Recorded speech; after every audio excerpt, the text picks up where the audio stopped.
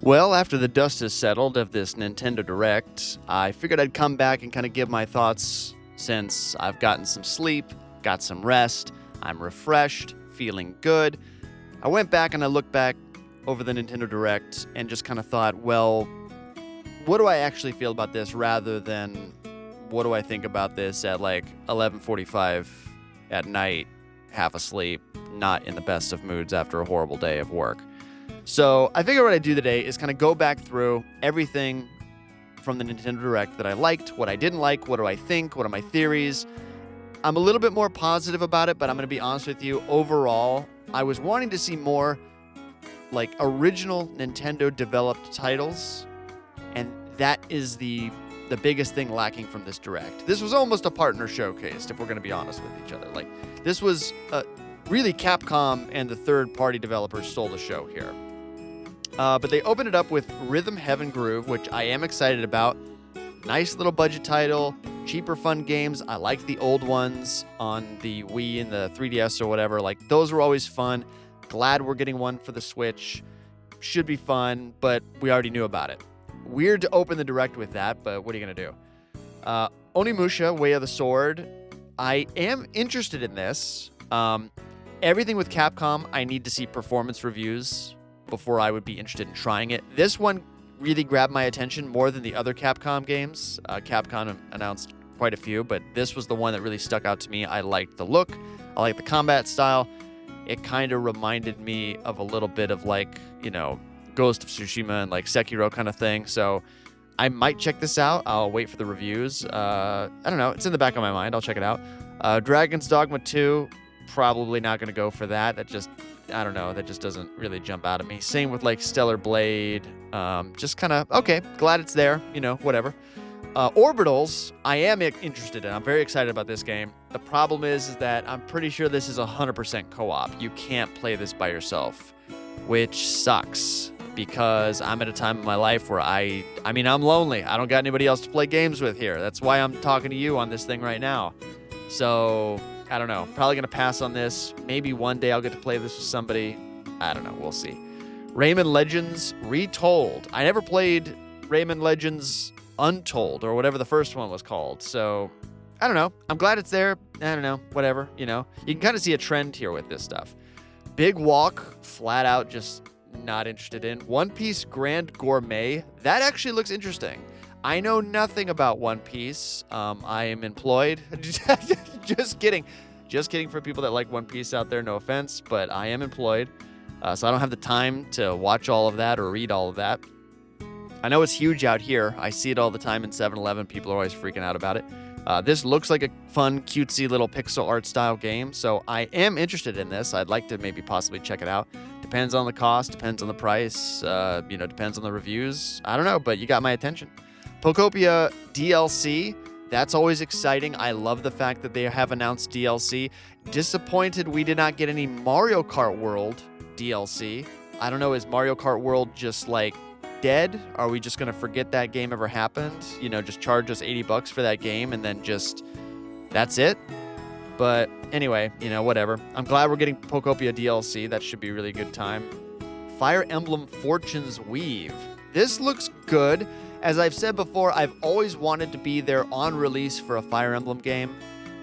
I'd like to be there when it comes out. I'd like to play it, around the release schedule and kind of like, there's no spoilers, there's no reviews, there's no kind of whatever, because I know some of the Fire Emblem community is pretty, aggressive with their opinions on Fire Emblem.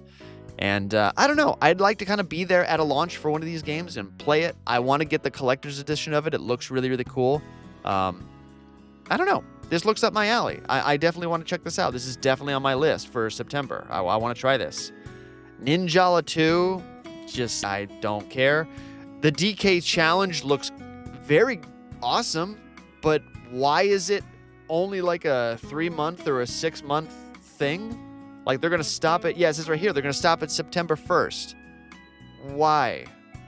Like, why can't we just, I don't know.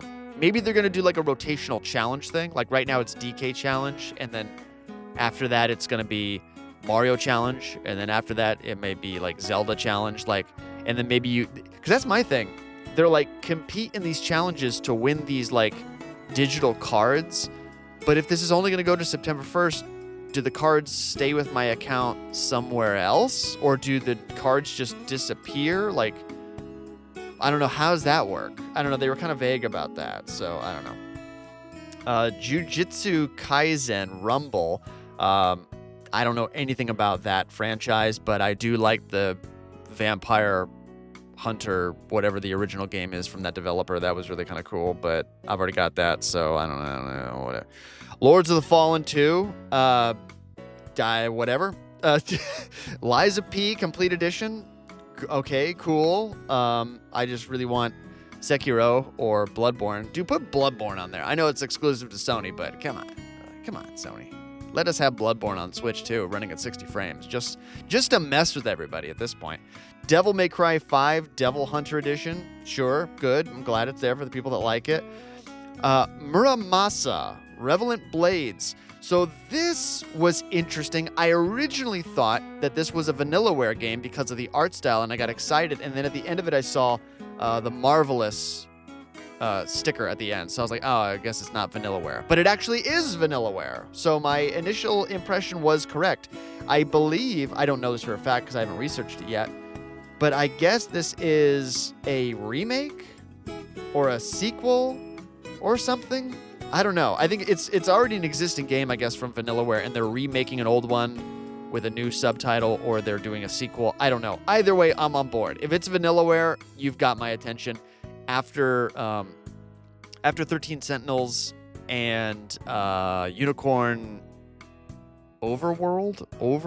What was the name of that game? I can't remember the name of the game because the name of it's really, really weird, but I was obsessed with that game. I love the Unicorn Overlord, Underworld, whatever that thing was. I can't believe I'm forgetting it now, but it's great. It's fantastic.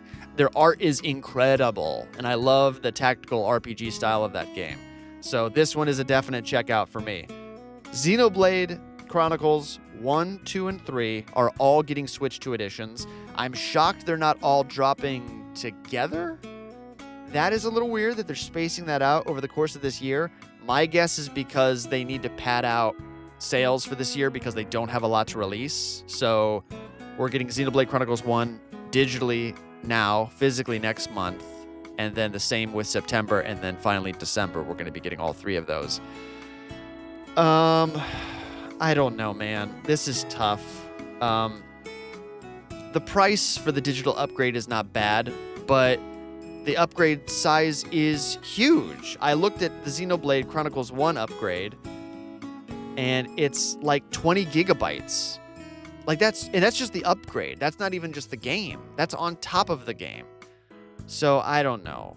I really would like the upgrades for these three games, but the size is just massive. So I may sell my old copies of these games and just buy the Switch 2 editions as they come out. So I don't know. We'll see what happens with that, because I do want to try. I do want to play Xenoblade Chronicles 1.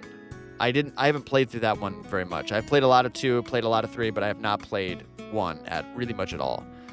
And then following that was Xenoblade Genesis for 2027. This looks interesting. My biggest complaint is I don't like the elven ears that they have, those like elvish ears. I don't know, that stuff creeps me out. I'm guessing that because it's called Genesis, this is like a prequel. We're probably going to see the rise of the Mechonis and Bionis or whatever, and, you know, I don't know. I'm assuming we're going to see some kind of prequel stuff for that. So, sweet, awesome, great. Hey. Nintendo Switch Sports Resort. This is very exciting. Glad they're going back to Woohoo Island. I was kind of hoping this was going to be like an open world thing where you could wander around on foot through Woohoo Island and play. They have not confirmed or denied that yet. They just showed the mini games. But this is going to sell great. This will probably one of the top 3 or 4 sellers for the Switch 2. This is going to be huge like the first one was for the original Switch. So great. RuneScape Dragon Wilds. That's on there. Hello Kitty Party Land. Okie dokie. Fine. Star Fox, of course, which is coming out this month. That's going to be a must buy for me. That is a day one buy. I did try the demo that dropped for this. The demo was great. I love the controls. I'm very excited. I think this is great. I'm I'm stoked. Plus, it's cheap, so who can complain about that? Final Fantasy Resonance. This caught my eye. This is the brand new RPG that's done in the HD 2D styles. I think this looks kind of cool. I'm not a huge RPG guy. I want to be. I want to really get into RPGs because there's so many of them, especially on the Switch, and you can play them for so long, you really get your money's worth. But for some reason, I just can't quite click with it. I recently finished Final Fantasy VII Remake on the PS5 and loved it. I'm going to try to get through Rebirth before the third one comes out. Revelations, I think is what it's called. Whatever, next year. So I've been enjoying those. I don't know. We'll see about this one. Who knows? Piku Niku 2. I remember the first one. I'm glad there's a sequel, I guess. Fine. Dragon Quest Monsters, The Withered World. Cool. We love a Dragon Quest around here. The Duskbloods. What was that? Why did they just not show us really anything? They were just like, in case you forgot, the Duskbloods is coming. It's like, yeah, we didn't forget. Can you show us maybe something new? Like, anything? They're doing a closed network test. Cool, but I don't know. FromSoft has been weirdly silent this year. Like, we're just not hearing really anything about the Duskbloods. They quietly just announced, the release date for Elden Ring. When are we going to get this big blowout from them? I don't know. Kind of strange, but I'm assuming that's because of the tech issues on the Switch, too. Splatoon Raiders was next. I started out really not caring about this game, but the more I've seen of it, the more curious I am about it. Plus, it is a budget title, so yeah, I think this is going to be a check out for me. This is going to be one I'm definitely going to check out because it looks better and better the more I see of it, and that is promising. So, great. Deltarune, Chapter 5. I'm sort of familiar, but I'm not up to date. Metaphor ReFantazio. This is very exciting. This is a game that I have held off buying. So, for anybody that lives in Japan or has bought video games in Japan, Atlus is one of the few major developers out here that I cannot buy physically in Japan. Because in North America or in the Western world, Atlus's games are published and distributed through Sega. So they do all of the localization for Atlus. Atlus does no localization. They don't do any translations. They don't do any of that stuff. They do nothing. So they do not have I believe that the law is they don't have any intellectual rights on the translations of their games. Meaning that if you buy a physical Atlus game in Japan, you will get the Japanese-only version of that game. There is no English support. And that's very strange because all of Nintendo's games, all the Japanese games work fine. All of Sony's first-party games work fine. Most of the games, if there's an English translation, it's available. But for some reason, Atlus is no. So if I ever want to buy a physical Atlus game, I have to import it from America, which is wild to think. I have to buy a Japanese game in America to get the English. So this is a game I have not bought, specifically because I've been waiting for it to either go on sale or until I go back to the States or whatever. And now if it's going to be on the Switch too, if the file size is small and if it runs really, really well, because I'm sure this will be a game key card, I might just buy this digitally for the Switch too, because having it portable would be awesome. So we'll see how it runs. We'll see if it's a key card. I'm glad I kind of waited for this. I might buy this on the Switch too, because this has been on my radar for a while now. We do have an update for Minecraft on the Switch 2. We're going to get a Switch 2 edition of that, which is great. I'm pretty sure that's going to be free. Fantastic.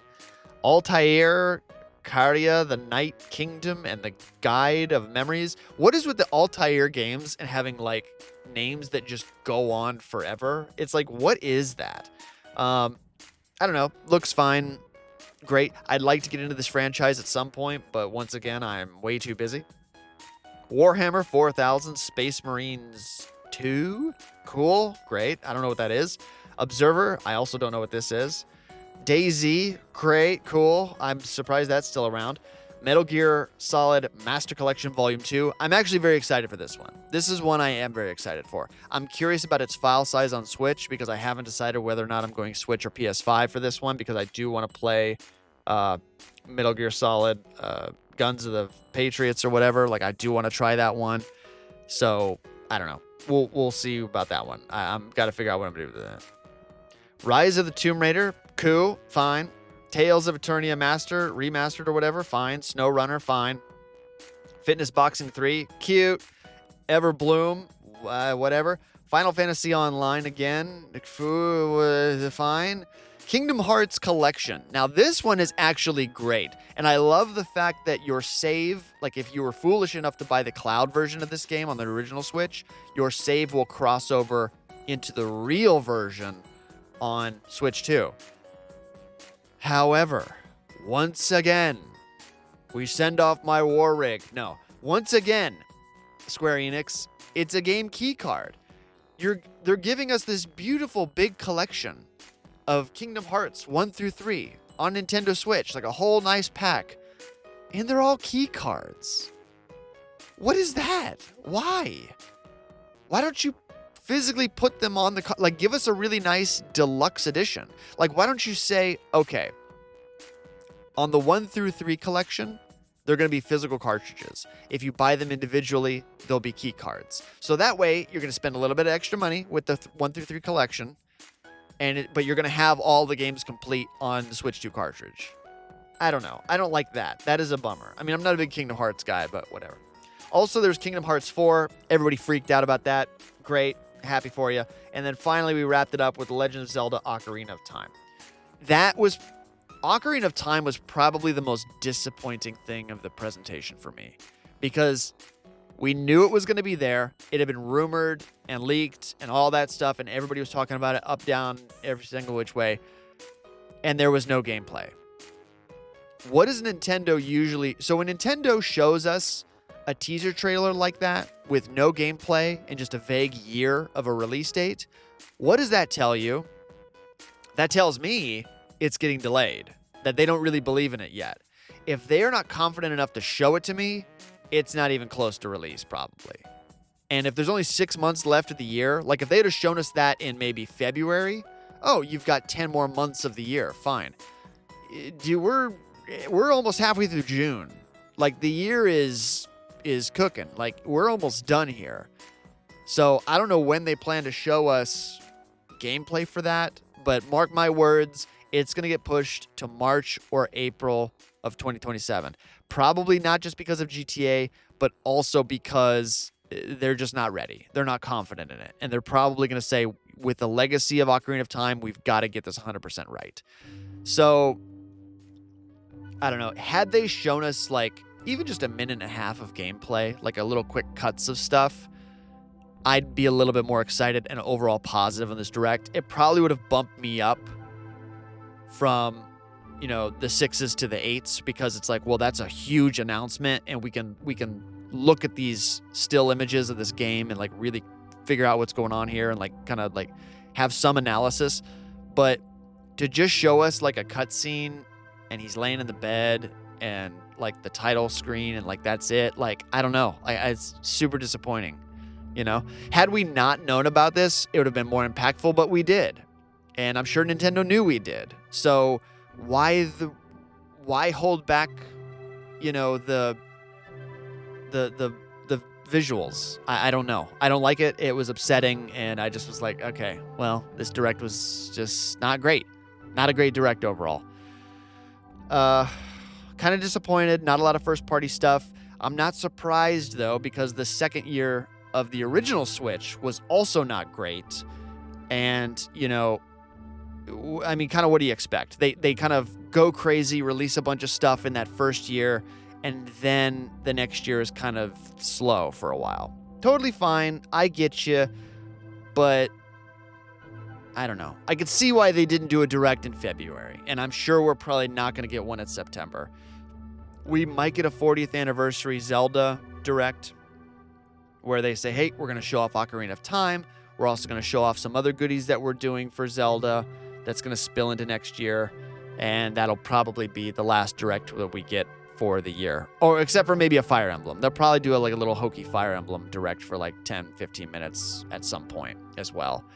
So, but it does seem like Nintendo is starting to shift away from the major directs, and they're just going to do individual little directs, at least until their library catches up with them. Because I don't know.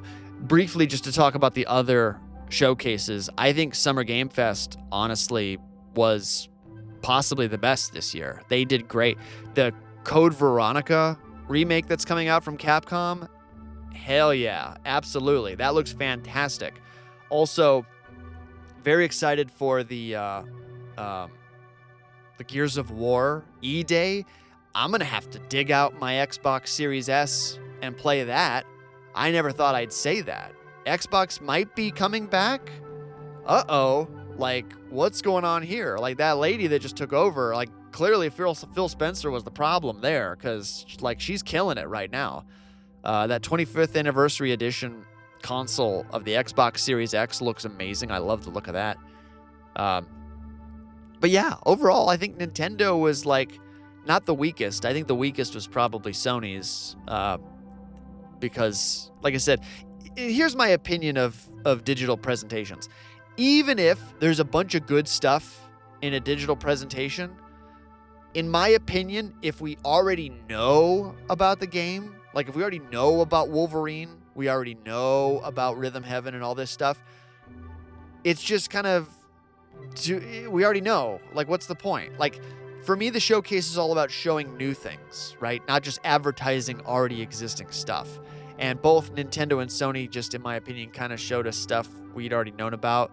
I don't really want to get into the whole God of War game controversy right now, but first of all, I'm not a big God of War guy in general, but that one definitely I'm not interested in. I want the Greek trilogy. I miss those 3 games. I wish they would just give us those old games, please. You don't even have to make them HD. Just direct port them over. I don't care. I love those arcadey kind of, I don't know, the story-driven stuff. I'm just tired of it. We've just done so much of that. Since The Last of Us in 2009, I feel like everything is just over-the-shoulder, dramatic story thing, and it's just I just don't. It's played out. It's so much. That's why Astrobot was my game of the year in 2024, because it was wow, something fresh. Thank you. Gameplay first, please, not story first. But anyway, overall, some great announcements that are coming.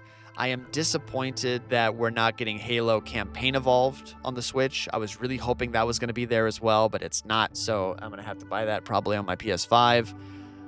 Or maybe the Steam Deck. Depends on how it runs in the Steam Deck. We'll have to see. But I really want to try that, especially because it's also just $50. That's great. I'm glad it's not, 70 or 80. I'm glad it's actually cheap. So you have my attention now. But yeah, overall, great stuff. Oh, and Godzilla. Why didn't they show off the Godzilla Destroy All Monsters Melee? That game is that's in my top 3 for this year of most excited, is a remake of that game. And I hope it runs great on Switch too. It's getting a full physical cart. It's not a key card. It's not a download. It's all on the cartridge. That's a day one, baby. Day one buy for me, Switch 2, all day long. Hell yeah. Super excited for that. Like I said, overall, this release season was great. A lot of things to be excited about. Primarily for me, Resident Evil, Godzilla Destroy All Monsters, and Ocarina of Time. Those are my top 3 in that order. Ocarina will probably be number 1 once I can see some gameplay, but until then, it's Sambam, baby. It's third. It's down to the bottom. But yeah, like I said, I wanted to kind of post this, just kind of give my sober, awake, normal human thoughts on the Direct. Didn't want to be super negative from that reaction, but I just was super tired, had an awful day, was debating about updating it at all, or uploading it at all to the internet, but I was like, you know what, I'll show that. That's my raw opinion in the moment. And apparently I'm not alone. I've seen a lot of other people not psyched on it either, so that's good. But anyway, what did you think of the Direct? What did you think of the season? Is gaming saved? Are we all gonna die? What do you think? Comment below, let me know, and as always, please, please, please, Take care of each other out there.